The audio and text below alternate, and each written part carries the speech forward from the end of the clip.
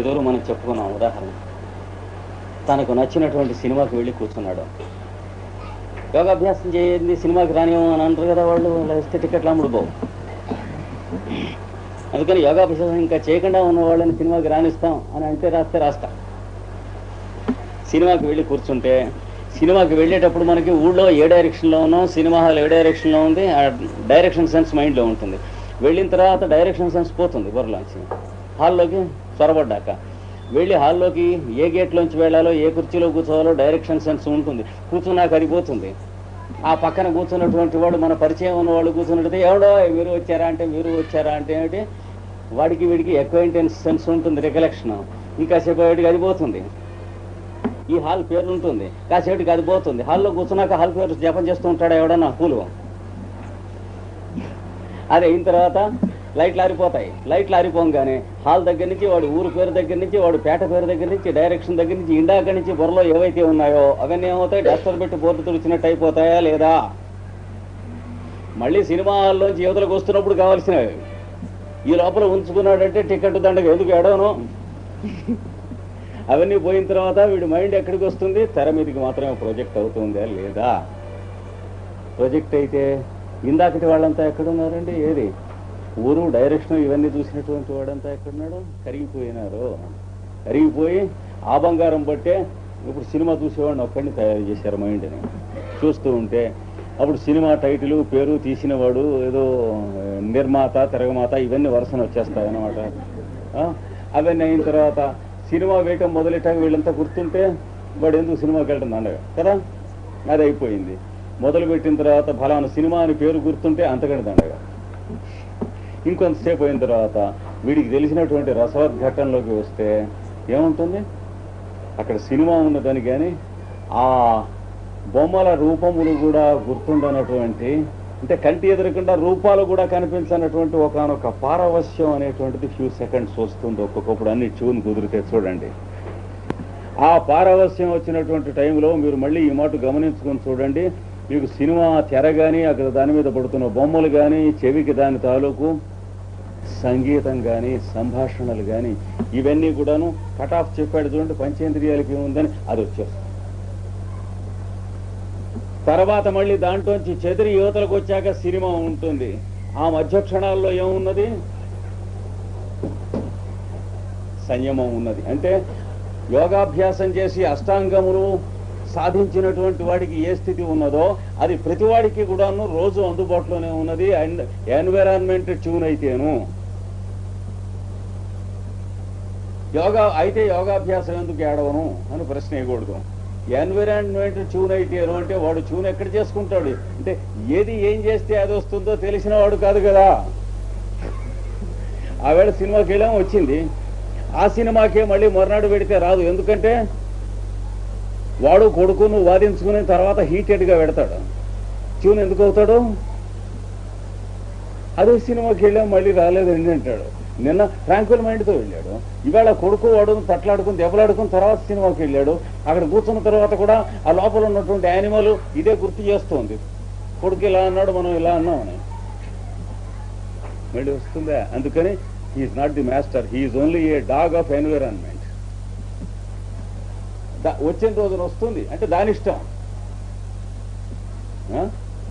అంటే దాని భాగ్యం, వీడి అదృష్టం. ఏ రోజున వస్తుందంటే ఎవడు ఏమీ చెప్పేది లేదు, పంచాంగం కూడా చెప్పదు. అది ఏది మామూలు యావరేజ్ హ్యూమన్ బీయింగ్ బతుకు ఏ రోజు సుఖంగా ఉంటాడు, ఏ రోజు దుఃఖంగా ఉంటాడు, ఏ రోజు దిగులుగా ఉంటాడు, ఏ రోజు యాంటిసిపేషన్లో ఉంటాడు, ఏ రోజు పోస్ట్ పోన్మెంట్లో ఉంటాడు, ఏ రోజు డిస్సాటిస్ఫైడ్గా ఉంటాడు, ఏ రోజు సాటిస్ఫైడ్గా ఉంటాడంటే వాడికి తెలుస్తావు. ఏ క్షణమో తెలియదు. Is not at all A master of his own environment, he is a slave and A dog of his environment. అలా కాకుండా ఈ మొత్తం నీ ఆపరేటర్స్ అంతా కూడాను దీనికి ఒక రేడియో, ఒక టెలివిజను, ఇట్లాంటి ఇన్స్ట్రుమెంట్ దీంట్లో ఉన్నటువంటి ఎలక్ట్రానిక్స్ అంతా నీకు చెప్పి దాని బటన్స్, నాబ్స్ను, దాని ఎనర్జీ సెంటర్స్ను, ఊళ్ళో కరెంటు ఫెయిల్ అయినా ఇబ్బంది లేకుండా ఉండేటువంటి స్పేస్లోంచి ఎనర్జీ లింకప్ చేసేవన్నీ నీ చేతికి ఆపరేటర్స్ ఇస్తున్నాను అన్నాడు యోగాభ్యాసం అంటే. అంతేగాని సామాన్య మానవుడికి ఎరగనటువంటి మెరకిలేదో పైనుంచి తడక్కన వీడి మీద దూకుతుందని కానీ మనిషి కాస్త దేవుడో దున్నపోతో అయిపోతాడని కానీ అట్లాంటిది ఏమీ కాదు యోగాభ్యాసంలో. మనిషి మనిషే. కానీ మనిషి తనకి ఇచ్చిన ఎక్విప్మెంట్ వాడుకోలేనటువంటి అన్సైంటిఫిక్ స్టేజ్లో నుంచి తనకు ఇవ్వబడినటువంటిది అత్యద్భుతమైనటువంటి ఎలక్ట్రానిక్ ఇన్స్ట్రుమెంట్స్ను వాడుకునేటువంటి ప్రివిలేజ్ తనకి ఇవ్వబడ్డది గనక దానికి కావలసిన సైంటిస్ట్ పతంజలి అంటేను. అది ఉద్దేశం. ఏమండి సంయమం అంటే ఇప్పుడు తెలిసిందా? వీడికి ఆ సినిమా హాల్లో వాడికి 2 నిమిషాలు, అర నిమిషం, ఒక 50 సెకండ్లో 30 సెకండ్లో వచ్చిన స్థితి వీడు తెచ్చుకుంటాడు. అంటే బుద్ధిపూర్వకంగా మీ వంక చూస్తూ మీ మీద సంయమం చేస్తాడు వీడు. ఏనుగా మొదలైనటువంటి ధ్యానం చేస్తూ ఏనుగు మీద సంయమం చేస్తున్నాడు వాడు. మైత్రి మొదలైనటువంటి ధ్యానం చేసి మిత్రధర్మం, మన మిత్రుడు, వాడికి తనకి మధ్య ఉన్న మిత్రత్వం అనే దాని మీద సంయమం చేస్తున్నాడు. నిన్నటిదాకా చెప్పినవి డౌట్ తీరిందా? అలా ప్రతిదాని మీద సంయమం చేస్తున్నాడు. ఏది సంయమం చేస్తే వాడికి ఏ రకంగా విప్పారుతుందో ఆ వెలుగు దాని మీద పడి అది చెబుతున్నాడు ఇక్కడ. ఏమండి ఆ సంయమం చేస్తూ ఇక్కడికి వచ్చేటప్పటికీ ఏం చేస్తున్నాడు అంటే, ఇవన్నీ చేస్తున్నారు బాగానే ఉంది. ప్రవృత్తి ఆలోక న్యాసాతం. ప్రవృత్తి అంటే ఏమిటి? ప్రవర్తనము, ప్రవర్తించుట. దాని ఏందో ఆలోకం అంటే కిరణం చెప్పాడు కదా. ఈ సంయమం అనేది కిరణ ప్రసారం అని దాని మీద. ఆలోకం అంటే కిరణాన్ని, న్యాసాత్ అంటే ఉంచుట వలన.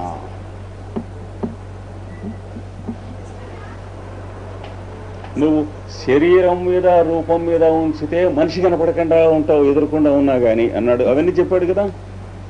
మరి మైత్రి మొదలైన వాటి మీద ఉంటే నీ అనారోగ్యం మొదలైనవి తొలగిపోతాయి, హీలింగ్ వస్తుంది.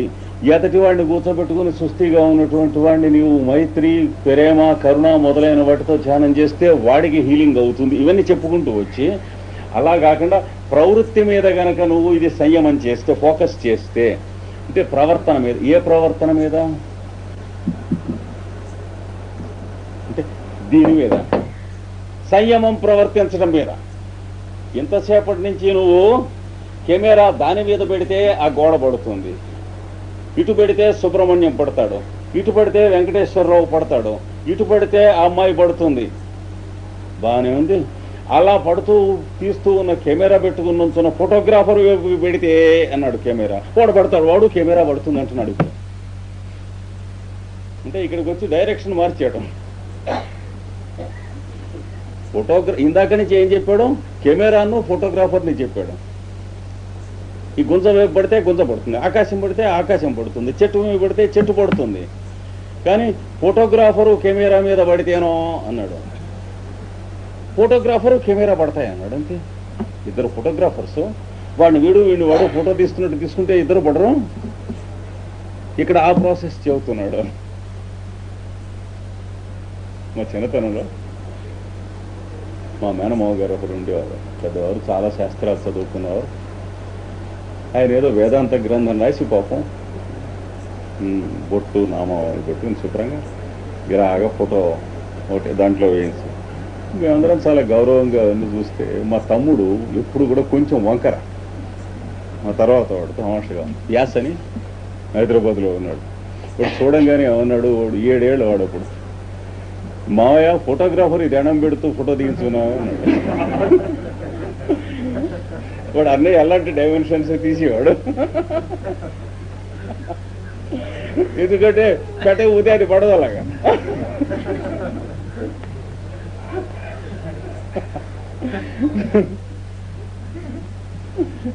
ఇక్కడ వీడేం చెబుతున్నాడు, ఇందాక నుంచి ఫోటో తీయటం చెప్పాం, ఇప్పుడు ఫోటోగ్రాఫర్ని ఫోటో తీయటం చెబుతున్నాం అంటున్నాడు.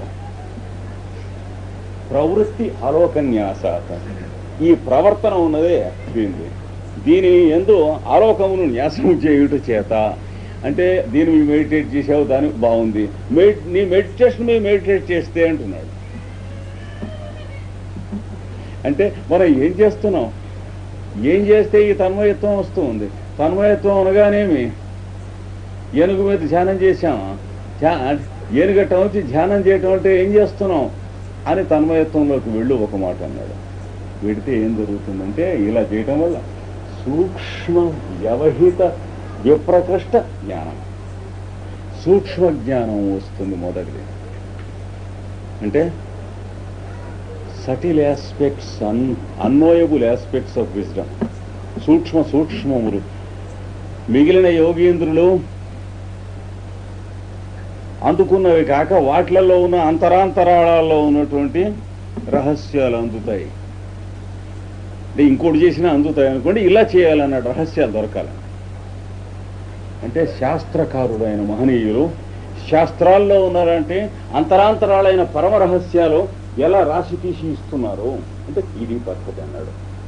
మహాభారతం వేదవ్యాసుడు ఎలా రాశాడు, వ్యాసస్య అద్భుత కర్మణ అన్నాడు సూతుడు. ఇట్స్ ఎ మిరకిల్ అన్నాడు ఆ పుస్తకం భారతం. భాగవతం ఎలా రాశాడు, వాల్మీకి రామాయణం ఎలా చెప్పాడు, హసితం లభితం చైవ, చిన్న నవ్వు నవ్వటం, ఆ అంటాం ఊ అంటాం కూడా యాజ్ ఇట్ ఈస్ గా రికార్డు చేశాను అన్నాడు రామాయణంలో, వాల్మీకి రామాయణంలో. ఎలా చేశారంటే ఇది పద్ధతి. వాల్మీకి రామాయణం ప్రకారం అహల్య పాత్ర అలా ఉంటే బాగుండేది, ఇలా ఉంటే బాగుండేది, ఈ వెధవ కబుర్లు కాదు. ఎలా ఆవిడ బతికిందో, ఎలా తప్పు చేసిందో, ఎలా సర్దుకుందో రాశాడు. కానీ పాత్ర పోషణ, పాత్ర చిత్రణ, పాత్రతో అవటం కాదు అది. ఈ క్రిటిక్స్ మొహాలు చూసి రాస్తే ఏముంది, వీళ్ళకి నచ్చేట్టుగా రాసి వాడి మొహం చూసి వీడి మొహం రాసి చూస్తే విశ్వస్తే దండం పెడితే 4,000 వద్దెల మంది అన్నట్టుగా ఉంటుంది. విమర్శకులు మొహం చూసి రాసిన వాడి గ్రంథం ఎలా ఉంటుంది, సమర్గ్రాఫ్ కొట్టినట్టు ఉంటుంది, ఏడ్చినట్టు. గ్రంథం ఎవరికి, తరించేవాళ్ళకి కానీ విమర్శకులు కోసం కాదు. విమర్శకులు ఎప్పుడు ఉంటారు, పుష్పాన్ని ఎగరగొడితే వెళ్ళిపోతారు. కట్స్తరక్ష పిశాచపుంజం అహిభుత్పర పతంగ తతుర రోల వెదజల్లి అన్నాడు కృష్ణదేవరాయలు. అంటే దేవతలు, రాక్షసులు, పిశాచాలు అందరూ వరుస నుంచుని ఉన్నారు. ఆకాశంలో అదృశ్య స్వరూపులై ఉంటారుగా ఎప్పుడు కూడా. విష్ణుమూర్తి వస్తూ ఉంటే గరుత్మంతుడు రెక్కలు ఇలా అనేటప్పటికీ గింజలు ఇలా తూర్పారపోస్తే లోపల గింజలైనటువంటి తాలు గాలికి ఎగిరిపోయినట్టు ఈ రాక్షసులు, పిశాచాలు ఎగిరిపోయి మిగతా వాళ్ళు మిగిలేరు జీవులు అన్నాడు. అంటే లోపల గ్రెయిన్ ఎవరి దగ్గర అయితే ఉందో జీవుడు మిగులుతాడు, మిగిలినటువంటి షెల్స్ అన్ని వెళ్ళిపోతాయి. అట్లాంటిది కనుక సూక్ష్మ జ్ఞానం మొదటి. జ్ఞానములో సూక్ష్మ జ్ఞానం. మీకు ఎలా తెలుసండి ఇవన్నీ? సంయమం వస్తుందని ఎలా తెలుసు? సమాధి అంటే ఎలా తెలుసు? మనకి ఏదో ఊహిస్తే తెలిసే లెవెల్లో ఉంటే సైకాలజిస్ట్ మూడో కొడుకులు రాసినట్టే పిచ్చి పుస్తకాలు రాసేవాళ్ళం. అవి తల కింద పెట్టుకునేందుకు తప్ప ఎందుకు పనికిరావు. అంటే మైండ్ దాంట్లో ఉన్న పొరల గురించి రాస్తారు తప్ప మైండ్ ప్రతి క్షణం ఎక్కడి నుంచి ఉత్పత్తి అవుతుందో దాని కింద ఏం రాయగలిగింది ఏం లేదు వాళ్ళు. దాన్ని సబ్కాన్షియస్ అంటారంటే చీకటి. సబ్లో ఉన్నది కేవ్స్. ఆ చీకట్లోకి వాళ్ళు వెళ్ళను లేరు, పురుగు పుట్ర ఉంటాయని భయం, అందులో ఏమి ఉండదు వాళ్ళకి. అందుకని 20th century సైకాలజిస్ట్ లాగా యూస్లెస్ ఫెలో వాళ్ళే రాయాలి పుస్తకాలు. అలా కాకుండా లోపలికి టార్చ్ లైట్ వేసి ఎలా దొరుకుతుంది, ఏ శాస్త్రంలో అయినా సరే దొరుకుతుంది. ఇక్కడ నీళ్లు ఉంటాయి, తవ్వండి ఉంటాయి, ఎలా తెలుసున్నా ఇది అన్నారు. అంటే ఈ ఆకు ఈ రంగులో ఉంది కనుక ఇక్కడ నీళ్లు ఉంటాయని వాడికి తెలుస్తుంది, కోరిలేషన్స్ తెలుస్తాయి. అది సూక్ష్మ జ్ఞానము. తర్వాత వ్యవహిత జ్ఞానం. వ్యవహితం అంటే విడదీయబడిన జ్ఞానం. అంటే the wisdom of arrangement of things. అది అంటే మొదటిదేమో ఈస్టర్న్ టైపు, రెండోది వెస్ట్రన్ టైపు. మొదటి దర్శనం, రెండోది రికార్డింగ్, సిస్టమటైజేషన్. ఓరియంటల్ మైండ్ మొదటిది, యాక్సిడెంటల్ మైండ్ రెండవది. మానవ జాతి అన్ని మైండ్స్ ఉంటాయిగా. కనుక సూక్ష్మ జ్ఞానము, వ్యవహిత జ్ఞానం అంటే చక్కగా ఇది మనస్సు, ఇది బుద్ధి, ఇది చిత్తం, ఇది అహంకారం, ఇది మనస్సులో ఇంద్రియములలో ఉన్న భాగం, ఇది మనస్సులో ఇంద్రియాల కంటే వేరుగా ఉన్న భాగం, ఇలా చేయగలుగుతారు అన్నమాట వ్యవహిత జ్ఞానం. తర్వాత విప్రకృష్ట జ్ఞానం. విప్రకృష్టం అంటే ఎడబాటు చెంది ఉన్నటువంటిది. ఇంతకాలం నుంచి మనం జన్మెత్తినప్పటి నుంచి కూడాను లిమిటేషన్లో పడ్డాం కదా. కాన్షియస్నెస్ లిమిటెడ్ కాన్షియస్నెస్లో పడకపోతే జన్మెత్తలేము. జన్మెత్తాక లిమిటెడ్ కాన్షియస్నెస్లో పడ్డాం కనుక కాస్మిక్ కాన్షియస్నెస్ అందించవద్దు. అది అనాది అవిద్య అన్నాడు. దాన్ని చెప్పాం కదా మొదట. పుట్టేటప్పటికి అది అన్క్లెయిమ్డ్గా మనకు ఉంటుంది, హెరిడిటరీ ప్రాపర్టీ. అది అవిద్య, అజ్ఞానం అనేది. ఎవడు తండ్రి ఆస్తి సంపాదించి ఇచ్చినా ఇవ్వబోయినా పుట్టేటప్పటికి మాత్రం మనకు తెలిసినటువంటిది అనేటువంటి రింగును, దాని చుట్టూ తెలియనటువంటిదిని, ఈ రెండు తప్పకుండా సిద్ధిస్తాయి పుట్టేటికి.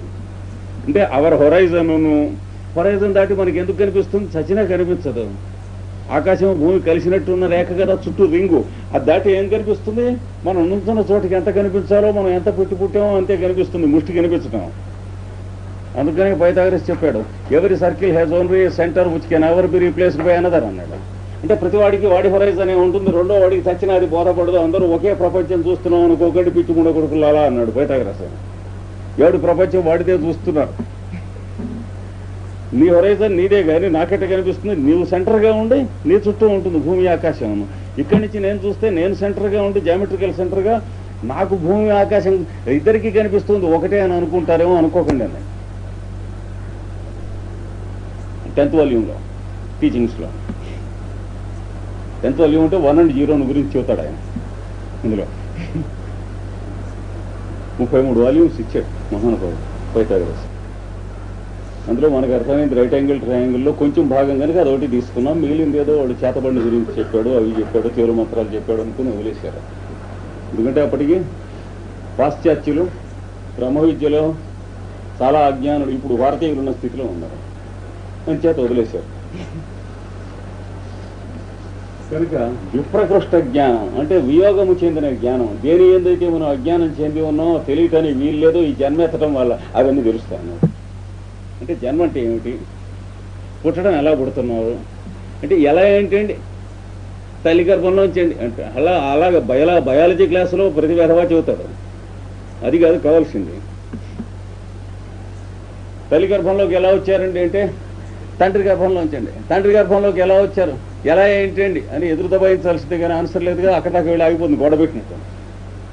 అవన్నీ తెలుస్తాయి. యతో ఇమాని భూతాని జాయంతే ఈయన జాతాని జీవంతి యత్ ప్రయంత్యభిసంవిశంతి. ఆ క్వశ్చన్స్కి ఆన్సర్స్ వస్తాయి. మన తైత్రీయంలో చెప్పుకున్నాం ఆన్సర్స్ ఎలా చెప్పాడో తండ్రి కొడుక్కి. అంటే తండ్రి కొడుకు అవటమే ఆన్సరు, దాని మీద ధ్యానం వస్తుంది.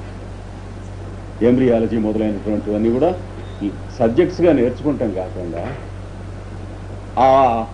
అది సినిమాగానో నాటకంగానో మనం జీవితం నటిస్తూ ఉండి మనలో కనిపిస్తాయి సమస్తం. ఇందులోనూ అందులోనూ కూడా కనిపిస్తాయి, బయట లోపల కూడా. శరీరంలో కనిపించేవి మరీ సూక్ష్మాలుగా ఉంటే బయట చూసి నేర్చుకోండి. బయట చూసేవి మరీ పెద్దవిగా ఉంటే శరీరంలో చూసి నేర్చుకోండి, రెండు సప్లిమెంట్ చేయండి అన్నాడు. అది తెలుస్తాయి. దాన్నే ది సైన్స్ ఆఫ్ కరస్పాండెన్సెస్ అంటే న్యాస విద్య అంటారు. అణోరణీయ మహతేవ మహీయ. ఈ రకంగా శాతనయుడికి విప్రకృష్ట జ్ఞానం వస్తుంది. విత్తనం అనగానేమి, విత్తనంలో చెట్టు ఎక్కడ ఉంటుంది, మర్రిగింజ సైజు అంతా, అందులో మర్రిచెట్టు సైజు అంతా, మర్రిగింజలో మర్రిచెట్టు ఎక్కడ ఉంటుంది, క్వాలిటేటివ్గా ఉంటుందా క్వాంటిటేటివ్గా ఉంటుందా, ఇవన్నీ తెలుస్తాయి.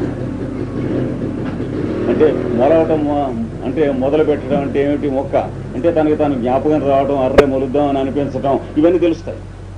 మొలవటం అంటే ఏంటి, మొలుద్దాం అని అనిపించడం, జ్ఞాపకం రావటం, బయలుదేరుతుంది. ఇట్లాంటివన్నీ అంటే నేచర్స్ రికలెక్షన్ అంటారు దాన్నే పెద్దల. ఇలాంటివన్నీ తెలుస్తాయి.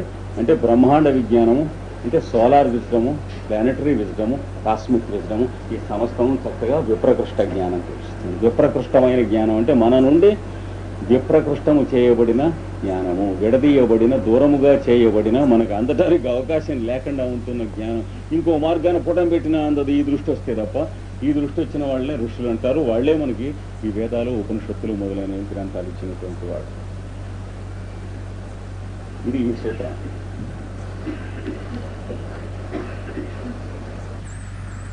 ఏం చెప్పాడు, దాని మీద దీని మీద నీ సంయమం అనేటువంటి దృష్టిని ప్రసరింపజేస్తున్నావు. నీ సంయమం అనేటువంటి దృష్టిని ప్రసరింపజేయటం మీద ప్రసరింపజేసి ధ్యానంలో కూర్చో ఏమవుతుందో ఇది వస్తుంది. అంటే అర్థమేంటి? దీన్నే సీడ్లెస్ మెడిటేషన్, మోటివ్లెస్ మెడిటేషన్ అంటారు. అంటే నిర్బీజమైనటువంటి ధ్యానం, సమాధి. ఇవన్నీ ఇందా చెప్పినవన్నీ సబీజ సమాధులు. అంటే దేని ఎందో ప్రసరింపజేస్తున్నావో అది పరాయిదిగా ఉంటుంది. అయినప్పటికీ ఇందులో అది కరిగిపోతుంది నీ మహత్యం వల్ల. కానీ ఇక్కడ అసలు నువ్వు దేని ఎందు ప్రసరింపజేస్తున్నావో దేన్ని ప్రసరింపజేస్తున్నావో దాని ఎంతే దాన్ని ప్రసరింపజేస్తున్నావు. పరాయిది ఉండదు ఇక్కడ. అంటే ఆబ్జెక్టివిటీ లేదు ఇక్కడ, సబ్జెక్టివిటీయే. ప్యూర్ సబ్జెక్టివిటీ అనే లైట్ ఎలా ఉంటుందో తెలుస్తుంది. దాంట్లో అర్థం కాని విషయం అంటే ఏం లేదు, అది వస్తుంది. తర్వాత 27 కదా,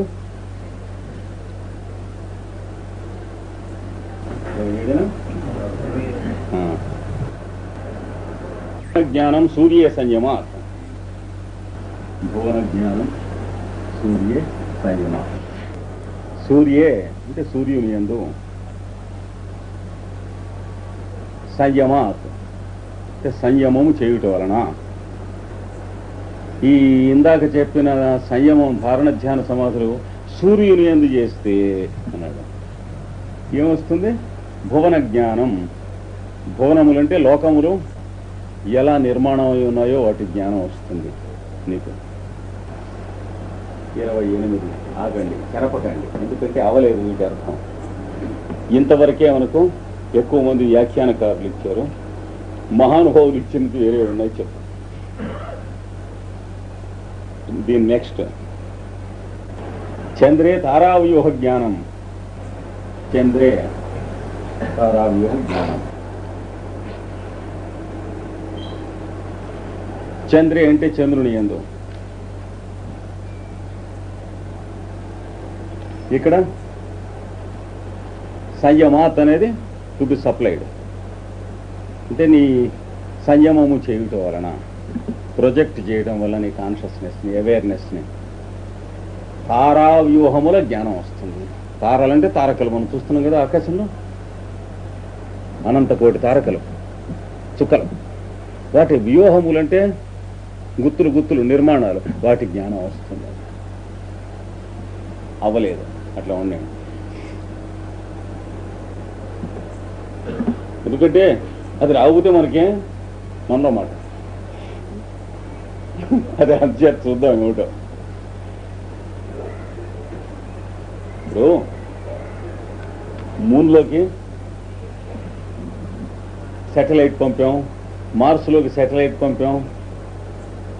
ఎంత అయిందయ్యా అంటే $ఎన్ని మిలియన్ల అన్నవాడికి ఎంత కామన్ సెన్స్ ఉన్నదో వీడికి అంతే కామన్ సెన్స్ ఉంది. అందులో తెలుస్తాయి, ముందు ఇందులో తెలియని తర్వాత ఎడుద్దాం.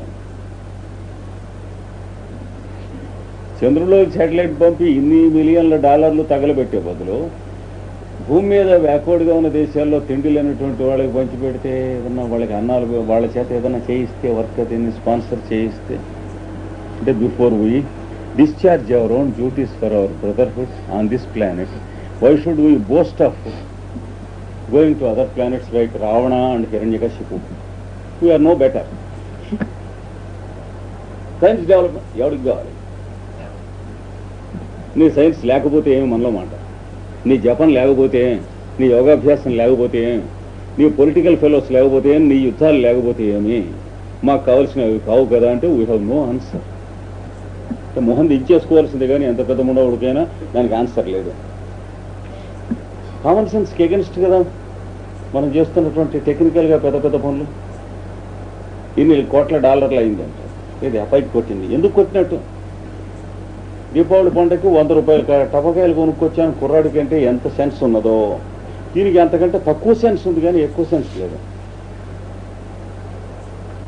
కొంచెం కామన్ సెన్స్ ఉన్నవాడు ఒరే ₹100 టపాకాయలు ఎందుకురా, పిల్లాడికి చొక్కా కుట్టిస్తే బాగుండని చెబితే వెంటనే మనం ఫూల్ అని తెలుస్తుందా లేదా? ఇందులో తెలియని కూడా లేదు. ఎందుకంటే ఫాల్స్ అచీవ్మెంట్ యొక్క సెన్స్ ఉంటుంది. ఇందులో ఈ కంట్రీ కొట్టింది, ఆ కంట్రీ కొట్టింది. రష్యా ముందు పంపించింది, అమెరికా ముందు పంపించింది, ఇలాంటి ఫాక్స్ పరిస్థితి కనుక చెప్పినా తెలియదు. అంటే పర్ఫెక్ట్ ఇడియసీ అనమాట, ఇంకరిజిబుల్. ఇవి కావు మనకు కావాల్సినవి, ఉన్నాయి అర్థాలు చెబుతారు. దీనికి ఏం చెప్పాడో అది తెలుసుకుందాం. తర్వాత చంద్రే తారావ్యూహ జ్ఞానం 29 కూడా ఈ 3 ఒక జాతికి సంబంధించినవి. ధ్రువే తద్గతి జ్ఞానం తర్వాత సూత్రం. ఇంకా పైకి వెళ్ళాడు. ధ్రువం అంటే పోల్స్టర్. ధ్రువతారందు తద్గతి అంటే వాడి గమనం జ్ఞానం తెలుస్తుందండి. ధ్రువతార యొక్క గమనం, భూగోళం యొక్క ధ్రువం తిరగటం, ఈ బొంగరం గిరిగిరి తిరుగుతున్నట్టు తెలియకపోతే ఏమండి ఇక్కడ మనకి కొలువు ఇస్తాడు 30వ సూత్రంలో. అక్కడి నుంచి మళ్ళీ ఉప్పుకోవాలి పైకి 30వది. అంటే అన్ని వరుసను రాసేస్తున్నాను అనుకోకండి, ఇట్ని చెట్టు విప్పుకోవలసినటువంటివి ఉన్నాయి. అందుకని నాభిచక్రే సూర్యులోకి వెళ్ళాను, చంద్రులోకి వెళ్ళాను, ధ్రువతారలో వెళ్ళాం. ఎక్కడ ఉన్నామండి? నాభిచక్రం దగ్గర ఉన్నాం.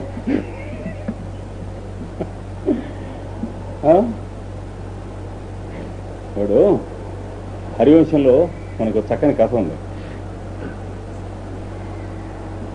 వాడు బ్రాహ్మడు, కొడుకులు పుట్టంగానే చచ్చిపోతుంటారు. 3 అయినారు. 4వ భార్య నొప్పులు పడుతూ ఉంటే కృష్ణుడి దగ్గర పరిగెత్తి వస్తాడు. పరిగెత్తు వచ్చి తాము ఇతడో వచ్చి నాకు పుత్రవంతుడిగా చేసి ఏదో తరింపజేసి రక్షించాలి. కృష్ణుడు తన తండ్రి వసుదేవుడు ఏదో యజ్ఞం చేస్తూ ఉంటే దాని దీక్ష కంకణం కట్టుకుని కూర్చున్నాడు. వాకిలి కదలకూడదు, అలా పెట్టాడు టెస్ట్. కృష్ణుడు ఎప్పుడు చేసినా వెనక నుంచి ముందుకి అడ్డంగా చేస్తాడు, కానీ రాముడిలాగా కనిపించేట్టుగా నీకు చేస్తాను పర్లేదని రక్షించడం. కృష్ణుడిదంతా ట్రికిష్గా ఉంటుంది. అయ్యో నేను ఇక్కడ యజ్ఞదీక్షలో ఉన్నానే అన్నాడు. పోనీ రేపు వస్తాను పద అన్నాడు. రేపు వచ్చి లోహం అన్నాడు. ఏది మాడిన వెనుక ఏమవును మంత్రపు నీళ్లు చల్లవచ్చునే అంటాడు వాడు. మాడిపోయిన తర్వాత మంత్ర నీళ్లు చల్లటానికే రేపు వచ్చేది నువ్వు ఏడవరు, ఇప్పుడు వస్తేరా నువ్వు ఉన్నావు నమ్మి నేను వచ్చాను అన్నాడు. అయ్యో వీడు పొరగా ఎట్లాగని వీడు కంగారు పడుతూ ఉంటే అర్జునుడు పోనీ ఎడురా అన్నాడు. అంటే వీడికి కావాల్సింది చేయటంతో పాటు వాడికి కూడా ఏమన్నా లోసుకుంటే అది హీల్ అవ్వాలి. అమ్మ రక్షించే వెళ్ళరా అన్నాడు. ఎందుకు వెళ్ళరా అన్నాడు. ఎందుకు వెళ్ళొస్తాను వాడు అన్నాడు. వీడు ఎందుకు వెళ్ళరమ్మన్నాడు. వాడికి బోధపడలేదు. అర్జునుడు ఆలోచించలేదు. నేను వెళ్ళరానంటే సరే వెళ్ళరా రక్షించేవన్నాడు. బయలుదేరుతానంటే ఒక్కడే బయలుదేరకు మన ద్వారకలో ఉన్నటువంటి పెద్ద పెద్దవాళ్ళు ప్రద్యుమ్నుడు, అనిరుద్ధుడు మొదలైనటువంటి మహావ్యూహాలు, సైన్యాలు, రథగజ త్వరగ పదాతి చతురంగ బలములు సమస్తాన్ని తీసుకుని ఆయుధాలతో కూడా వెళ్ళండి తీసుకువెళ్ళారు. ఎందుకు ఆ కథ గమ్మత్తుగా రాశాడు వాడు. ఎవరు విధికొని వాడు పిల్లలు తెస్తున్నారు మొర్రో అని వాడు అంటున్నాడు.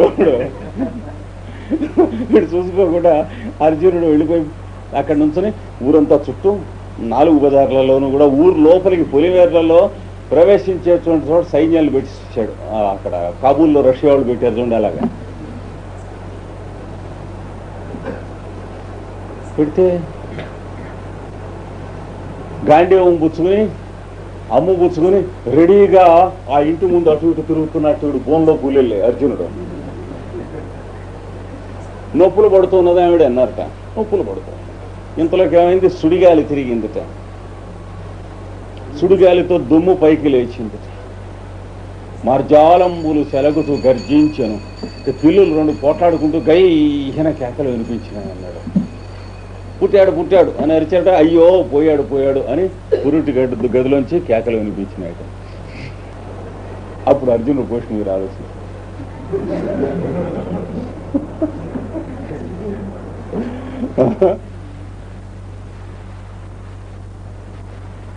కాకుండా దీని మీదే వేస్తే అన్నాడుగా. కెమెరా మీద ఫోటోగ్రాఫర్ మీద వేస్తేనో అన్నాడు కదా, అక్కడి నుంచి తిప్పాడు అసలు విషయం కథ. ఇక్కడ ఇదంతా అదే. వేస్తే ఏం కనిపిస్తుంది అన్నాడు అక్కడ, ఏది ప్రవృత్తి అవలోకనం వల్ల సూక్ష్మ జ్ఞానమును, వ్యవహిత జ్ఞానమును, తర్వాత విప్రకృష్ట జ్ఞానము తెలుస్తాడు. ఇది తెలిసినంత కాలం తెలుస్తూ చక్కగా చూస్తూ ఉన్నది. దీని ప్లేస్ లో అంటే నీ మీదే